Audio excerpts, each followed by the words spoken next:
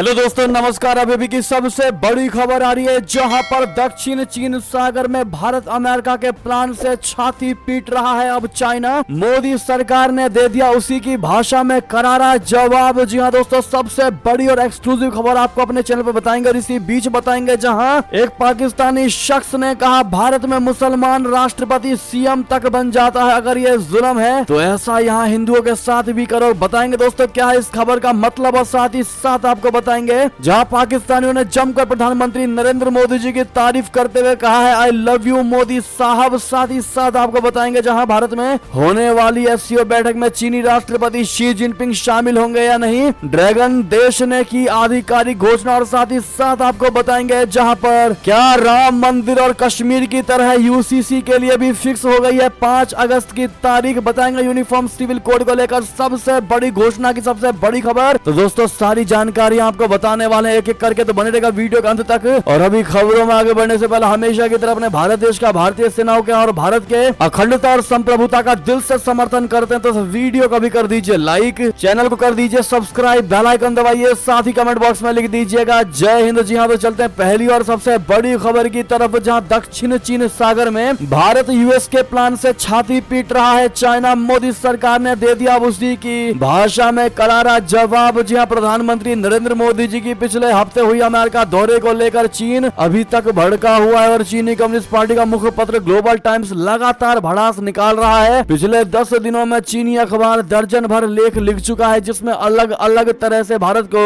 नसीहत, चेतावनी और धमकी दी गई है। ग्लोबल टाइम्स के ताजा तरीन आर्टिकल में अमेरिका को झगड़ालू बताते हुए भारत को फिर से नसीहत दी गई है कि वो चाइना से उलझने की कोशिश न करे। ग्लोबल टाइम्स ने लिखा है कि भारत की मदद से अमेरिका दक्षिण चीन सागर में अस्थिरता पैदा करने की कोशिश कर रहा है। दोस्तों ग्लोबल टाइम्स ने अपने डिप्लोमेटिक लेख में लिखा है कि अमेरिका अपनी तथाकथित इंडो पैसिफिक रणनीति में बड़ी भूमिका निभाने के लिए भारत को शामिल करने के प्रयास तेज कर रहा है, जिसका लक्ष्य स्पष्ट रूप से चीन को नियंत्रित करना है। इस लेख में आगे लिखा गया है कि पूर्वी एशिया में वॉशिंगटन के शीर्ष दूत डैनियल क्रिटेनब्रिंक ने एक प्रस्ताव रखा है जिसमें दक्षिण चीन सागर से संबंधित मुद्दों पर अमेरिका भारत की बेहतर साझेदारी का निर्माण करने की बात कही गई है। दोस्तों ग्लोबल टाइम्स ने क्लियर लिखा है कि पिछले सप्ताह भारतीय प्रधानमंत्री नरेंद्र मोदी की वॉशिंगटन राजकीय यात्रा के दौरान अमेरिका और भारत ने खुद को दुनिया के सबसे करीबी साझेदारों में से एक घोषित किया है। ग्लोबल टाइम्स ने आगे लिखा है कि मोदी की यात्रा के बाद अमेरिकी डिप्लोमेट क्रिटेनब्रिंक ने बुधवार को वॉशिंगटन के centre for strategic and international studies think tank को बताया कि क्षेत्रीय शक्तियों के एक समूह अमेरिका, भारत, जापान और ऑस्ट्रेलिया के बीच काफी सहयोग किए जाने वाले हैं। इन देशों ने मिलकर क्वाड बना रखा है। ग्लोबल टाइम्स ने चीन के सिंघुआ विश्वविद्यालय के राष्ट्रीय रणनीतिक अनुसंधान विभाग के डायरेक्टर कियान फेंग के हवाले से लिखा है कि वास्तव में भारत का अमेरिका की ओर झुकाव बढ़ रहा है और भारत न केवल हिंद महासागर में बल्कि दक्षिण चीन सागर और प्रशांत महासागर में भी अपना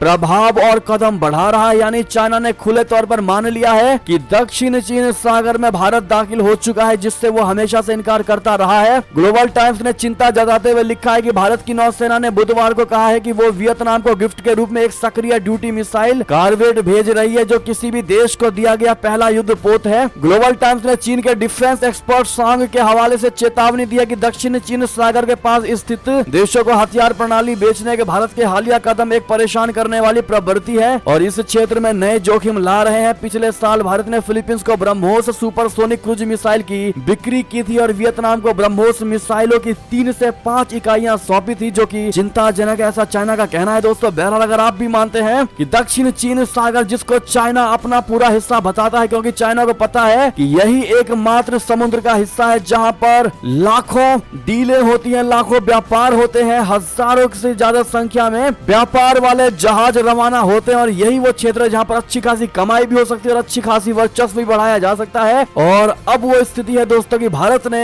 चाइना को उसी के चाहते जगह पर घेर लिया है। दोस्तों वैसे अगर आप भी मानते हैं कि वास्तव में भारत ने चाइना की कमजोरी पकड़ लिया है, चाइना के मेन नस को दबा दिया है, तो कमेंट में मोदी है तो हर चीज मुमकिन है कहना बिल्कुल मत भूलिएगा दोस्तों। और अपने भारतीय नौसेना को ऑल द बेस्ट जरूर कह दीजिएगा। चलते अगली खबर की तरफ, जहां पर पाकिस्तानी शख्स ने आखिर क्यों कहा कि भारत में मुसलमान राष्ट्रपति सीएम तक बन जाता है, अगर ये जुल्म है तो ऐसा यहाँ हिंदुओं के साथ भी करो। जी हाँ, पाकिस्तान और भारत को एक साथ साल 1947 में आजादी मिली थी। आजादी मिले दोनों मुल्कों को लगभग 76 साल होने को आ चुके हैं। इन 76 सालों में दोनों देशों ने बहुत से बदलाव देखे हैं। हालांकि दोनों देशों में रहने वाले अलग अलग जाति धर्मों की बात करें तो भारत में जहाँ हिंदुओं की आबादी ज्यादा है तो वहीं पाकिस्तान में मुसलमानों की आबादी। पाकिस्तान जहाँ इस्लामिक नियम और कानूनों पर चलने वाला देश है तो वहीं भारत में सेकुलरिज्म और संविधान के मुताबिक हर जाति धर्मों को उनके सहूलियत के मुताबिक छूट देता है। इसी बीच पाकिस्तानी यूट्यूबर शोएब मलिक ने पाकिस्तान के हिंदू शख्स से जिन्ना के मुल्क में हिंदू अल्पसंख्यकों के साथ होने वाली बर्ताव के बारे में जानकारी ली है। पाकिस्तानी यूट्यूबर शोएब मलिक से बातचीत के दौरान पाकिस्तान के कराची में रहने वाले दिव्य कुमार नाम के हिंदू शख्स ने देश के हालातों के बारे में जानकारी दी है। इसके अलावा दिव्य कुमार ने भारत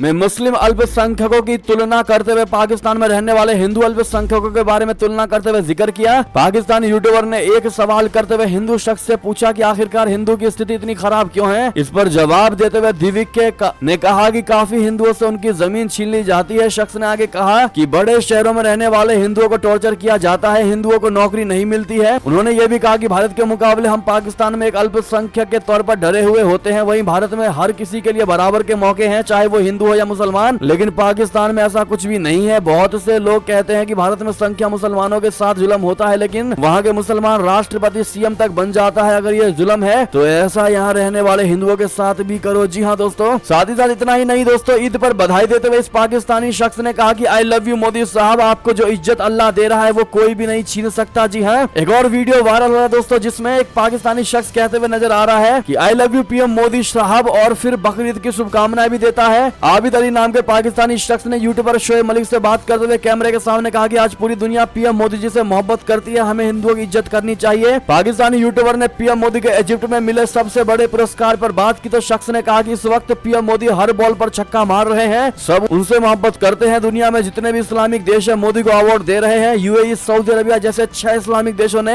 अपने देश के सबसे बड़े सम्मान से पीएम मोदी को नवाजा है। पाकिस्तान में लोग मोदी के बारे में गलत बात करते हैं जबकि मोदी को बाकी देश के मुसलमान इज्जत देते हैं। मोदी को जो इज्जत अल्लाह दे रहा है वो इज्जत कोई भी नहीं छीन सकता है। ऐसे में दोस्तों पाकिस्तान के सरकार को अगर छोड़ दे तो पाकिस्तानी जनता भी कहीं ना कहीं प्रधानमंत्री नरेंद्र मोदी जी की जमकर फैन बन चुकी है दोस्तों। और अंदर अंदर हर कोई जानता है कि मोदी जी आज बहुत अच्छा काम कर रहे हैं। हर कोई उनकी अंदर ही अंदर तारीफ करता है, लेकिन उजागर करने की कोशिश नहीं करता जस्ट बिकॉज ऑफ वहाँ की सरकार ना नाराज हो जाए। ऐसे में आपकी अब जो भी राय हो दोस्तों कमेंट में लिखकर अवश्य बताइए। अगर आप भी मानते हैं कि मोदी जी है ही तारीफों के लायक और उन्होंने वास्तव में ही भारत को आगे ले जाने के लिए बेहतर कार्य किए हैं तो कमेंट में लॉन्ग लिव मोदी जी अवश्य कह दीजिएगा। एक और खबर की बात करें जहां पर भारत में होने वाली एससीओ बैठक में चीनी राष्ट्रपति शी जिनपिंग शामिल होंगे या नहीं, चाइना ने पूरे देश के सामने किया आधिकारिक घोषणा। बता दें भारत की मेजबानी में होने वाले शंघाई सहयोग संगठन यानी एससीओ के शिखर सम्मेलन पर दुनिया की पैनी नजरें हैं। इसी बीच खबर है कि चीनी राष्ट्रपति शी जिनपिंग इस शिखर सम्मेलन में हिस्सा लेंगे। शी जिनपिंग वर्चुअली इस बैठक से जुड़ेंगे। इस बात की जानकारी शुक्रवार को एक आधिकारिक घोषणा में दी गई है। चीनी विदेश मंत्रालय के प्रवक्ता हुआ चुनिंग ने एक प्रेस रिलीज में कहा है कि भारत के प्रधानमंत्री नरेंद्र मोदी के निमंत्रण पर राष्ट्रपति शी जिनपिंग 4 जुलाई को बीजिंग में वीडियो कॉन्फ्रेंस के माध्यम से शंघाई सहयोग संगठन के शिखर सम्मेलन में भाग लेंगे। हालांकि इसके लिए वो भारत नहीं आएंगे। दोस्तों आपको बता दें इतना ही नहीं, पाकिस्तानी प्रधानमंत्री का भी बड़ा बयान आया है दोस्तों। शहबाज शरीफ इसमें शामिल होंगे। वीडियो कॉन्फ्रेंस के जरिए होने वाली इस बैठक में पाकिस्तान के प्रधानमंत्री शहबाज शरीफ भी शामिल होने वाले हैं और ये पाकिस्तान की विदेश मंत्रालय की तरफ से जानकारी दी गई है। साथ ही साथ दोस्तों अगली खबर आपको बता दें जहां पर भारत की वजह से कटोरा लेकर भीख मांगता फिर रहा पाकिस्तान, अब बिलावल भुट्टो जाएंगे जापान। बता दें पाकिस्तान अपनी बदनीयती की वजह से आज पूरी दुनिया में अलग थलग पड़ गया है। अब वो दर दर की ठोकरें खाने और कटोरा लेकर इधर उधर भीख मांगने पर मजबूर हो गया है। पाकिस्तान की ऐसी हालत भारत ने वैश्विक स्तर पर उसकी घेराबंदी करके की है। आतंकियों को पनाह देने वाले पाकिस्तान की भारत ने वैश्विक मंच पर ऐसी धुलाई कर दी है दोस्तों और करता हुआ आ रहा है कि जिससे दुनिया के तमाम देश अब उससे नफरत करने लगे हैं। अब कोई भी देश पाकिस्तान को मदद तो दूर उसे घास भी नहीं डालना चाहता। ऐसे में पाकिस्तान का बुरा हाल हो गया है। अब अपने संबंधों को सुधारने और आर्थिक हालात में राहत की उम्मीद के लिए विदेश मंत्री बिलावल भुट्टो जापान जाने वाले हैं। बताया जा रहा है कि बिलावल भुट्टो जरदारी पाकिस्तान और जापान के बीच संबंधों को मजबूत करने के लिए 1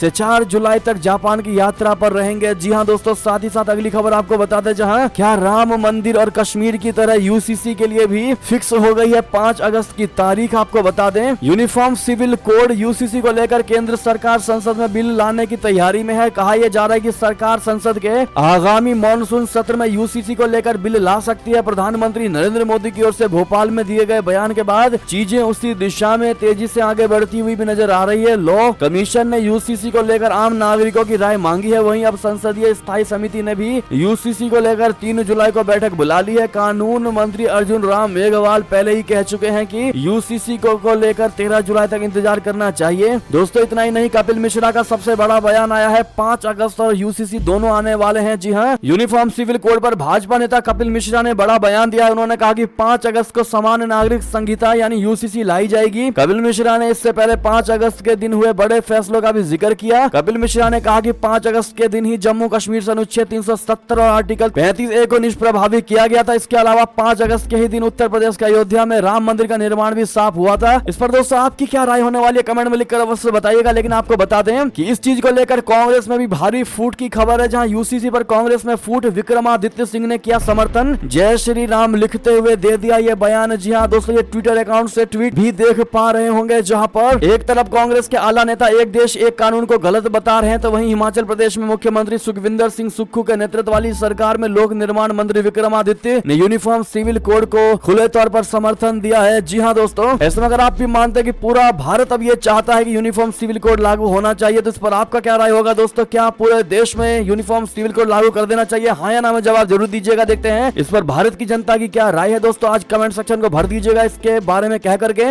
आपके एक कमेंट को पढ़ेंगे दोस्तों। और इसी बीच ये थी अब तक की सारी बड़ी खबरें। आपको हमारी खबर कैसी लगी? आशा करता हूँ बहुत अच्छी लगी होगी दोस्तों। थोड़ी भी अच्छी लगी तो वीडियो को अपने दोस्तों में, भाइयों में, रिश्तेदारों में जरूर शेयर कर दीजिएगा। और अभी कर दीजिए इस वीडियो को लाइक, चैनल को कर दीजिए सब्सक्राइब, बेल आइकन दबाइए, साथ ही कमेंट बॉक्स में लिख दीजिएगा जय हिंद जय भारत। तो मिलते हैं आप सभी बड़ी खबर में, तब तक अपना ख्याल रखिएगा। आप सभी का बहुत बहुत धन्यवाद।